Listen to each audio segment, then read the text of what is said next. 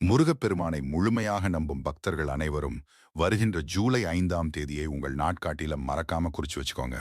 வாழ்வில் உள்ள கஷ்டங்கள் எல்லாம் தீர வேண்டும் என்று நினைப்பவர்கள் கமெண்டில் ஓம் சரவணபவ என்று மனதார பதிவிட்டு உடனே நமது சேனலை சப்ஸ்கிரைப் செய்து கொள்ளுங்கள். பொதுவாக ஒவ்வொரு மாதமும் வரக்கூடிய வளர்பிறை சஷ்டி நமக்கு செல்வ வளத்தை கொடுக்கும் என்பது நாம் அறிந்ததே. ஆனால் இந்த ஆனி மாதத்தில் ஜூலை 5 வரக்கூடிய தேய்பிறை சஷ்டி பல மடங்கு சக்தி வாய்ந்தது. இது பல வருடங்களாக உங்களை வாட்டி வதைக்கும் தீராத நோய்கள், கடன் தொல்லைகள் மற்றும் எதிரிகளால் ஏற்படும் தடைகளை வேரோடு அழிக்கக்கூடிய அபார சக்தி கொண்டது. இந்த விசேஷமான நாளில் உங்கள் கஷ்டங்கள் தீர நீங்கள் செய்ய வேண்டிய 2 எளிய வழிபாடுகள் உள்ளன. முதலாவதாக, அன்றைய தினம் காலையிலிருந்து உண்ணா நோன்பிருந்து மாலை வேளையில் அருகிலுள்ள முருகர் கோவிலுக்கு செல்லுங்கள். அங்கு முருகனுக்கு மிகவும் உகந்த செவ்வரளி பூக்களாலான மாலையை சாற்றி உங்கள் வேண்டுதல்களை ஆத்மார்த்தமாக முன்வையுங்கள்.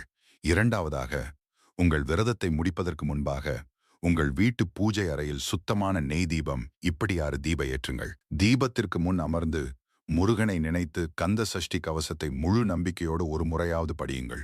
இப்படி உங்கள் கவலைகளை எல்லாம் அந்த வடிவேலன் பாதத்தில் சமர்ப்பித்து சரணடைந்தால் உங்கள் வாழ்க்கையில் உள்ள எப்படிப்பட்ட கஷ்டங்களும் பனி போல் விலகிவிடும். உங்களுக்கான நல்வழியை முருகனே முன்னின்று காட்டுவார். இந்த அற்புதமான சஷ்டி வழிபாட்டு தகவலை கஷ்டப்படும் உங்கள் நண்பர்களுக்கும் உறவினர்களுக்கும் ஷேர் செய்து முருகனின் முழு அருளை பெறுங்கள்.